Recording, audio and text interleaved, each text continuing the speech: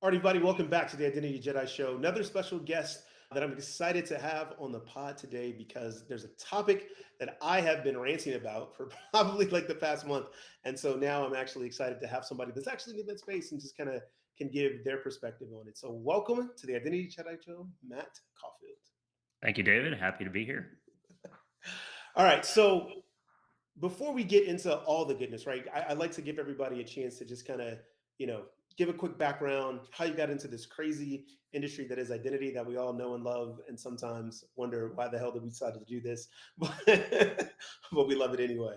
Yeah, no, I we were just talking about this. I fell into identity. So my background, I'm an engineer by background, engineer turned entrepreneur. So I'm more of an analytical CEO. I got into this because I worked for Cisco for about 10 years. My background's in networking and Yes. distributed systems and things like that. And after 10 years at Cisco, I was like, networking. It's just like none of this works unless we have identity first. And like that was like a wake up call. I had left Cisco to go start a identity first, identity centric networking company, and realized that even before you can do identity centric networking or zero trust networking, which is pretty much the same thing, you got to fix your IAM house. Like you need your IAM foundation in order, and it needs to be solid. It needs to be hygienic. I was lucky enough for my friend and CTO Didi to join me from Cisco. He's more of an identity guy. Chief architect of identity for RSA for many years, and he was at Cisco building identity products. So, me with my identity background and kind of like this kind of obvious realization that identity needs to come first, and Didi with his identity background, that's how I fell into identity. Nice. That's look, and that's a it's a good way to fall in. I think your story is a lot better than most of the rest of us. But so I'm, it's I'm new just to this space. Like I've been in identity for a few years, and like there's a lot of interesting like parallels with endpoint security and network security. And it's kind of amazing. Like I feel like identity security today is kind of where network security was like maybe 25 years ago, or where endpoint interesting. security was like 15 years ago. It's just like identity security is like super early days right now. Where we've got the plumbing in place, like we got the routers and the switches of identity like talking to each other finally, but we haven't Right. yet put that firewall around the identity perimeter. Yeah, that's so I want to stay right there because that's a very Sure. interesting way to put it. And especially from your perspective, coming from like, a networking side, because one, for me, having been in this now, like all identity for 18 some odd years or whatever, longer than I'd like to admit to myself, it's always been this, as much as we're marketing and saying identity security the last couple of years, we've always kind of really been on the back end side of it, right? Kind of Mm, like, yeah, we're security, but we're kind of like out here in the outskirts, like looking at all those security folks waving. And right. now, to your point, it's kind of like we've set up these things all in place, and now I feel like we're identity is being pushed more to be look a lot more like typical network security or cybersecurity, which you Yeah. would think. So, from your aspect, when you say that it's kind of like where network security was 25 years ago, like to what aspect, and where do you see it needing to kind of grow and do some things to kind of mature in that way? Yeah, I think it's a great question. So first of all, from a people perspective, these are separate teams. Oftentimes, Yes. we'll run into many organizations where identity still reports up to IT. They have an IAM director who reports to the CIO, maybe, and then security is separate and reports up to the CISO. And maybe the CISO and the CIO are peers, in which case, two totally different worlds. And then sometimes you see it under the security team, and like the CISO understands they have a mandate for identity security, securing these identities as part of their responsibilities, and they have the people to do the operations of it, but they don't really know like, well, how do I go out and buy CrowdStrike to secure my endpoints? What do I buy to secure my identities? And so I think there's some confusion there. And then I think many companies are somewhere in between where it's like, hey, CISO is responsible for setting, and their team is responsible for setting the security policies and maybe have an influence on the architecture of the identity fabric, to borrow a Gartner term. But it is up to the IT team, the IAM team, maybe under IT, to build that architecture, do identity engineering, and to identity operations, actually operating it and fixing things and closing tickets, day to day and doing Right. provisioning, deprovisioning. That's oftentimes on the I. So I think we kind of have a split brain model right now, but it's the reason why it's like networking many years ago is like that's how networking started. Networking, IT, and you have network engineers who build these kind of intricate network architectures that are wired together in a topology and all these protocols that they're very proud of. And that all works in its own way. But then you have security like, well, how do we keep people from like getting onto our network and abusing it? And for networking, their job, their incentive is like, let's make it work for the business. We want efficiency, we want speed. People need to come on networking at X, everything. Same thing for identity teams in IT. It's just like we want efficient provisioning so that people get access to exactly what they need to do their job from day one. And that's at odds with what security needs, which is a little bit more friction, a little bit more like, wait, let's slow things down, a little bit more least privilege. Let's not give everybody access to all the apps, all the networks. Let's just get them access to what they need. I think that's why it's very similar to where network security was 25 years ago, which is like, okay, we're just now starting to realize that the needs for and the goal of the IAM ops and engineering team is almost different and at odds to the identity security mission. And they're both important, but they also both need to exist and kind of have a push and pull. And at or like just small plug here, we try to be Hey. that bridge between the two teams and make sure that they both exist and that the company that we're working with understands like you need all of these things for it to work. Right. And that look, happy for you to give your plug because it's actually a perfect segue, right? Because I wanted to talk about so, what you guys are doing at Ort and how you see it and, you know, this growing kind of you know theme of identity threat detection and response, right? Sure. That I'm seeing you guys being plugged into. We've got like Optimize, Spirit just kind of raised some funds, right? Zilla Security, where I can go off and on. There's about 7 or 8 of companies like that are just I'll put it like this: your messaging is all the same, right? Which we see a lot in this industry, right? Just because somebody's message is the same doesn't necessarily they all do the same things, but it's kind of growing and people are kind of paying attention to it. So how do you guys view that as being that bridge and talk to me a little bit about your strategy for that and how you guys are talking to customers about the value of this. Yeah, and I can talk a little bit about how we differentiate in that space because you're right. So I'm personally really excited to see there are a few more companies springing up in this space because it's really good validation that hey, there's Yeah. something here, and it's not just us saying this. It is companies like Spira or Spera. I don't know. But those guys seem really cool. I think they're taking a novel approach. Optimize has obviously gone from IGA to ITDR, so I think they've picked up on the fact that like this is an up and coming area. And then you have like the old guard of all the Active Directory defense companies, like Ativo and Elusive. Even further back, you have like Bloodhound and people like that. Those are also versions, sort of ITDR. So the way that we kind of message the space, let me take a step back. So we talk about it not as ITDR. We say ITDR is a capability. It's not a market. It's not like I need an ITDR vendor. What companies need is an identity security platform. And so Right. that's what we're is we come in and we say, you need ITDR, but that's not the whole story. You need to get your arms wrapped around your whole identity population. You need to understand, first of all, how many identities do you have? Can you even answer that question? What do they have access to? What are they doing with that access? So that concept of an identity inventory is usually where we start covering what's out there. Like we talk about the Oort cloud and like the comets surrounding the solar system. You got to discover that that exists before you can do something with it. So we start with inventory. And then we move on to kind of proactive. Let's look at these identities and help the security team understand if they're vulnerable to account takeover based on how they're configured or not configured or Right. active or inactive. We usually use the analogy of like, hey, a server or sorry, an identity which has been unused, like an inactive or dormant account is like a server sitting in a closet somewhere that hasn't been patched in like years. It's the same thing. Someone's going to take it over and then use it against you. So we look for those vulnerable accounts. And then the third leg of the stool is the ITDR piece. That's where you're looking at the behaviors to see, hey, does it look like based on the behavior of this identity or that identity, it's behaving in a way that someone's attacking it and trying to get into that and take over that account? Or maybe it's behaving in a way that looks like it's already been compromised, like impossible travel is like a very popular detection Right. where you see, hey, someone's logging into this account from two different parts of the globe at the same time. Maybe that's a shared account between two people, or maybe someone's actually taking it over and they're using it against the company. And it's like we position ourselves in this ITDR space as a not just ITDR solutions, but as a platform that can do the discovery, the protection, and the detection, response, and remediation. So sort of Right. the full gamut. And then the other thing that we do to differentiate is that we focus on cloud.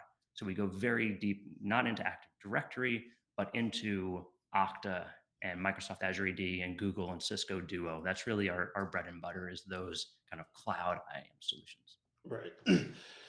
And from I'm going to phrase this a different way, right? Because Sure. I was going to ask a certain question, but now knowing a little bit more about your background, I'm interested to, well, because I'm interested to see and get your perspective on this, right? So then looking at those parallels between where network was and where identity is now and Mm. kind of where it's going, you know, as you all look at this, what are the important things that needs to come out of identity advancing in this way, right? Like, Yes. to your point, like inventory, you got to be able to see everything that's there before you can really do something with it. And for those of us that have been in identity a while, like we've we've been preaching that same aspect for a long time, but from a pure administration side of it. That's the Right. biggest thing I'll say about identity so far. It's just all been about administration. It's like we're gonna give you all these tools so you can just manage everything that's there. Not Yes. actually do anything with it past that. We just want you to manage everything that's there. And I Yes. feel like now we're just saying, okay, you've got that, but now we actually need to do something. Yeah, so I think there are a bunch of tools in the market that can be wired together into like this identity fabric. You've got SSO, you've got directories, you've got IGA solutions, you've got PAM, you've got MFA, and you can wire all these things together, and you can have all kinds of administrative tools on top of that and orchestration on top of that to make it work in harmony. I think what we're saying is like that's all important, but you also need have visibility and analytics to understand like is it operating as you expect it to or not, and you can't trust the tools themselves to police themselves. You need a layer on top that's collecting the telemetry, like this really rich information set in identity tools that's kind of untapped. Like if you look again, network and endpoint security, they take all this telemetry out and they send it off to the cloud and they do all these kind of deep analytics on it to find attackers. It's like that's what we're doing. We're pulling out all this rich data that's kind of been stuck inside, the Okta logs and Microsoft logs and these other things. We pull it out and then we make sense of it. And then to your point, we don't just like sit on it. Yes, we present it, but we show insights to help you understand. Well, here are the important, meaningful takeaways from this data. And then second of all, is the ability to take action and actually on the let's say remediation side for a threat, be able to quarantine a user with a push of a button. So say, hey, you do see that impossible travel situation going on. You don't know what Right. the story is, but let's quarantine the user first and then ask questions later so that we can get them into a state where maybe they only have access to like Slack or maybe your ticketing system or maybe an internal portal which lets them troubleshoot their account, but take away all their other access. And so like that's a very common way for us to go and quarantine an account. You put them into a group with a special policy, you kill all their active sessions, and now they're in quarantine. They're sick. We need to diagnose them before they can go any further. So actions are really important. And then on the other side, like on the flip side, like configuration issues, taking action to fix those often involves a human in the loop today. And so we've done a lot in our platform to go and reach out to users and say, hey, you haven't logged into your account in whatever 90 days, do you still need it? Or go to the manager and say, hey, do you still need it? And pull the human into the loop so that we can maybe de-risk just unilaterally turning off their account, although that is something that we can do as well if we find dormant accounts. MFA is a bit harder. Yeah. Multi-factor, you kind of need a person in the loop to enroll a device. It's something you are or something you have. Well, you can't really do that outside of their knowledge. I guess you could ship them a YubiKey, and then it's they have it, you know what it is, and that kind of action makes sense in some cases, but it's very expensive. I guess short answer to your question is actions are really important, and you can't have ITDR or identity security more broadly without the ability to take action. Right. And 1,000% agree. And you also hit on a topic before then when you were talking about looking at identity is for this identity fabric, right? We'll stick with the Gartner term, Sure. but you actually need hygiene there, right? To be able Mm. to create a set of valid and trusted identity data, right? Yes. That you can say, okay, here it is. And to an extent in this industry, what we've seen is that most, I would say, mature identity organizations are going to have a governance tool, SSO tool. They're going to have directory. They're going to probably have a PAM tool, this, whatever. And for the most part, their data is maybe cleansed within one tool, but it's Right. siloed, right? And then when you try and bring it together all across, it's kind of a mess, right? So as you guys come into that, How do you guys tackle that from that aspect? You guys coming in with Yeah, that? that's a really good question. So it's never just like one tool. And people ask me, investors ask me this all the time. Is like, well, why doesn't Okta or Microsoft just go build this, right? Don't they see everything? Is and we often have to educate them. Be like, no, actually, that's just one part of the puzzle. Like most companies, I think we have a stat where it's like the average enterprise organization has 25 plus systems governing identity in some form or another, which is crazy. I think most organizations we run to is probably like five, but still it's five, it's not one. Right. And so when we come in, one of our big value adds is that we're multi-source analytics. So you can have as many like Okta tenants and Cisco Duos and Microsoft Azure AD tenants as you want, and you plug them into Ort, and we pull all that together and we correlate the users across all of them to give you one view of the population. Like that's a really powerful way for the security team to feel like they're starting to get their arms wrapped around the identity population, which really is our end goal. We want to give them that warm, fuzzy feeling and that peace of mind that, like, okay, I kind of understand this the same way that I understand I know all my devices and I understand my network. I now understand my identities. Yeah, you're doing an excellent job of like segueing right into my next questions, which is great. We planned this. Right, you think we planned this, Weeks folks? of rehearsing. Right, just rolling right off. So with that, right? Like, so you said, like the with your customers that you see, right? You have the CISOs who have security, and you have identity, which typically does roll up to IT. We have been seeing a shift. Yeah. I've been saying the last 15 months where identity teams are moving over to the security teams. For the most part, they're still kind of siloed, right? Cousins, maybe almost like distant cousins, because they don't really talk as much. Right. So, an organization and a product such as yourselves, you guys come in, like you're really, the end goal. If somebody, I'm gonna put words in your mouth and you come back and correct me.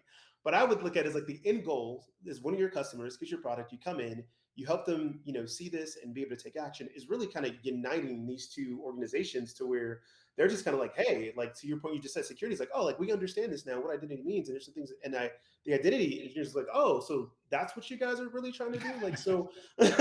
Great. Maybe we should talk to you guys before we Right. go create this policy of how we're going to go provision things.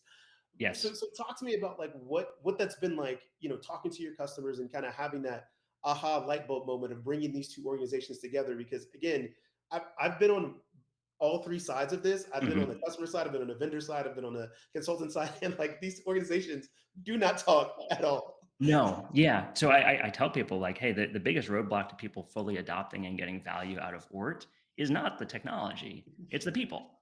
And it's like we're almost in our customer success process where we're trying to make our customers successful in using our product.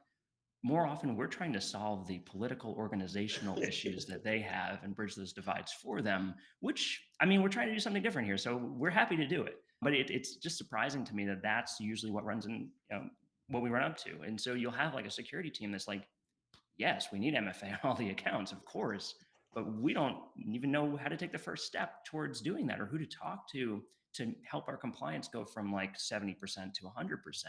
And so it's just like, what do we do? And so we're left as Ort kind of being the translator. And so I often talk about Ort being like the lingua franca of identity. And so we want everybody to look at Ort as like, okay, this is how we speak about identity. A profile in Ort is how we reference an identity. But more, stepping back from that, just educating people on the terminology. So helping identity teams understand how security thinks, what's a vulnerability versus an incident versus a threat versus a risk. Like there's Right. nuance to that conversation that IT teams or identity teams might not understand. And then vice versa. Most security teams we talk to, they speak the language of endpoints and vulnerabilities and networking and packets and signatures and network detection and things like this. It doesn't necessarily translate to identity, and they don't maybe even know how to spell IAM. So we need to help bridge that divide. It's hard because this is a new thing, and so we find some forward-thinking chief security officers are starting to hire somebody with an IAM background to work for them and be that bridge. And like for us, like that's our champion typically. That IAM, that rare IAM person in the security team. Like we love them because they see both worlds. But until until then, I think it's going to be exactly like you said, which is like, hey, even if you move identity into the security team, it's still like, your cousin from a different country moved into your house. There's still going to be a little bit of friction there, a little bit of Right. lost in translation until, you spend some time together. So I think we'll work through it as an industry. It's a matter of time and it's a matter of continuing, people like you who are influencers in the industry, people like us who are vendors, and then the practitioners themselves realizing there's a divide, there's a bridge to across that divide. And I guess one last thing on this topic, like I think Gartner's done a really good job actually at their most recent conference at Gartner IAM. They really brought security into it, and the whole theme was like identity first security. I think they're trying to help organizations that they serve understand that these worlds need to converge.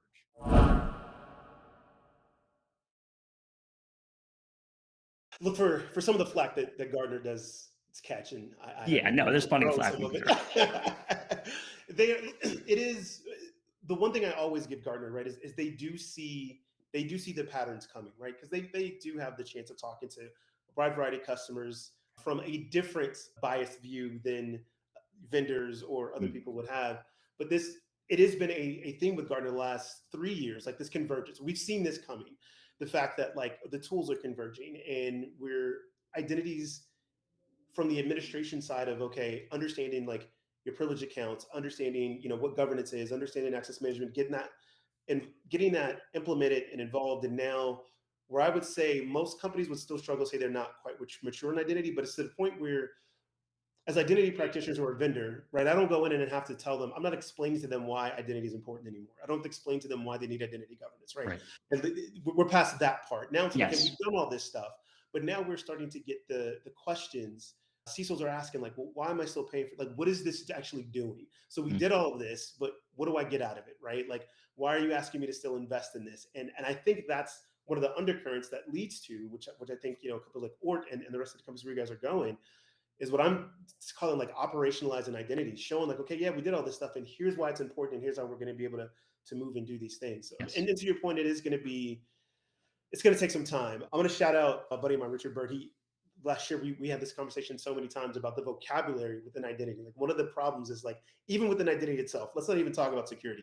Just in identity itself, you can have a conversation and be saying the same words and still meaning two completely different things. And Totally. going like, wait, we just talked for 30 minutes and we kept saying this word, but that's not what you mean. I was like, so Mhm. now you take that and say, now let's go talk to these security folks. And it's just like, No, it's funny. Like we talk about ITDR, but in the science space, it's called fraud detection. It's basically the same thing, just for two different, audiences. so there is definitely, I think, a common vocabulary problem there that I think as we kind of get into this, as the industry gets comfortable with it, as more companies like yourself start to come up and we just kind of have this conversation, I think that will get better. I think we're excited to get out there and talk to more folks and talk about this problem, this idea of operationalizing identity. Like we do that all day long. It's just like you build a perfect architecture that's great. Is the engine actually running as you expect it to? Are you throwing errors out? Are you capturing the fact that this person fell through the cracks in the MFA onboarding process? Like that operationalization, both of the identity fabric or the architecture, as well as of ORD itself, so you can take action on some of these findings, are both super important. So Right. I really like that word, operationalize. Yeah, you can have it. Sure. Okay, No I'm going to use that. so I always like to ask this question, especially for vendors and more strategic folks such as yourself. So I'm going to ask you to like take out your crystal ball for a sec, right? And you can leave your ORT hat on a little bit, but speak to it both from the ORT specific, but also just from an industry perspective, right? So right now, like this industry is it's kind of primed for growth and change and doing some new things. So let's fast forward 5 years. It's 5 years from now, right? Where do you see, this kind of what we're talking about around this operational identity? Where do you see it ending in 5 years? Not ending, but where do you see the end goal of it in 5 years? How are we different? What have we learned? Like what does identity look like? Yeah, and again, I'm not going to be very creative. I'm going to borrow what I've seen in networking.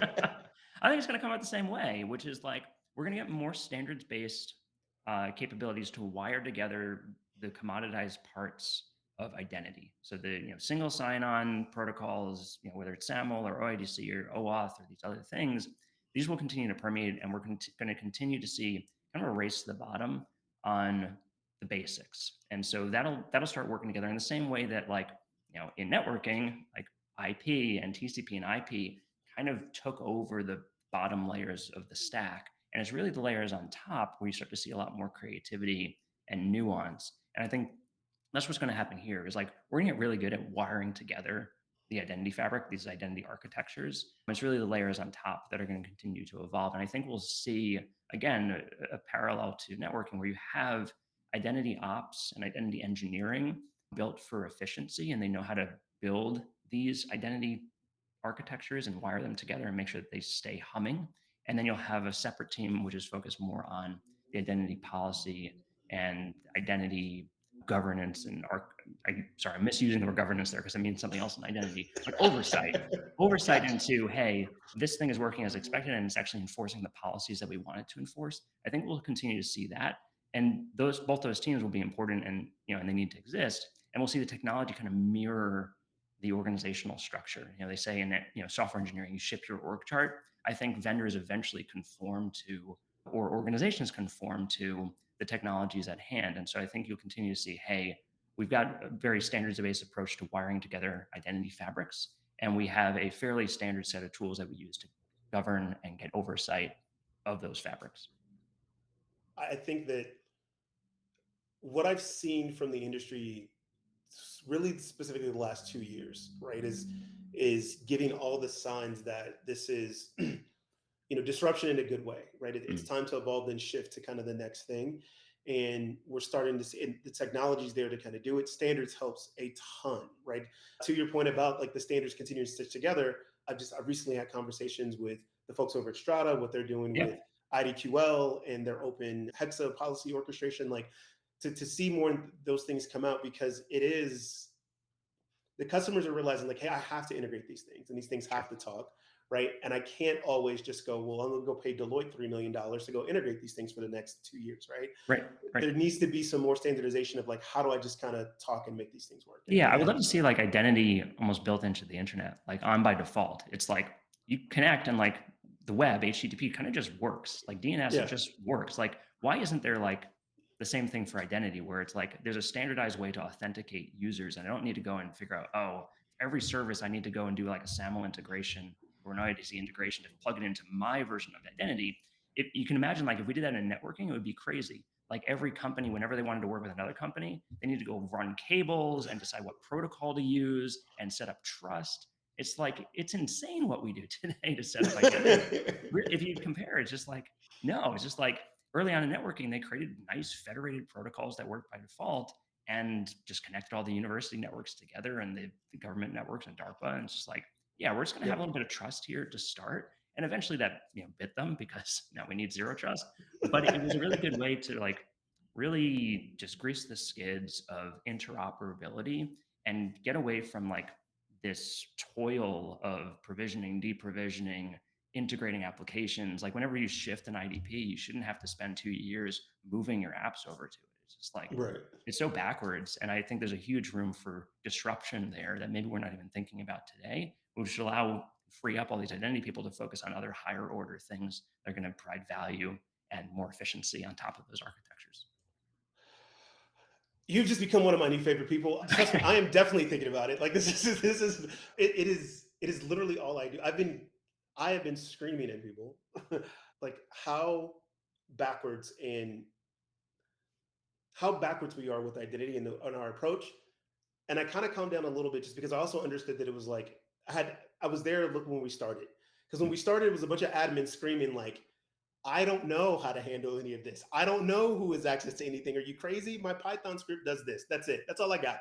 I don't have Yes. anything else for you, right? Like we were such in a bad place that I get the overshift that we had to make to say, okay, let's at least just get the administration together. And now when we start to actually think about it as an active part of security and identity being an active player in your overall security architecture, right? To your point, it's like, well, if we're going to do that, like, why wouldn't we build it like the other things that we've done? And we just haven't been able to have those thoughts, like as an industry yet, because we were just so bad at just trying to figure out No, where we're we just trying to patch things and keep it running. It's like, yeah, were. it's So always a yeah, dilemma. definitely, it always is, right? But that's also what creates the opportunities. That's why we get a chance to come in and look at things and have new ideas, and then technology changes, and then we have companies like yourself who go, I think we got a different way we can go solve it. So that's how it all works, and then we can just find another problem to scream at people and be like, why aren't you guys doing this? Yeah, I love solving problems. Yeah. Well, Matt, man, this has been fun. Thanks so much for coming through and chatting with me and talking about it. Learned a lot. I love your perspective from that network security side of it. I will probably ping you and just ask you random questions here and there. Definitely love to hang out at Identiverse. It's going to be fun. It's my favorite conference among all the conferences I go to. It's a really good time, really good folks, and always some really good conversations there. So I'm glad you guys are going to be there. I think you guys are going to get a lot out of it. I look forward to seeing you there, David. Thank you for having me on. Yep. All right, folks, that's it. We will see you guys next time on the Identity Jedi Show. Thanks for listening to the Identity Jedi Show. Don't forget to like and subscribe on whatever podcast platform you're listening to. If you saw this on YouTube, hit that like button. Go ahead, subscribe to the channel so that way you can make sure you get first dibs whenever a new episode drops. You can sign up for our weekly newsletter where you'll get all the latest and greatest from the identity and access management world delivered straight to your inbox, as well as access to all of our blogs from guest contributors, as well as, me. So hit us up at theidentityjedi.com. See you next time.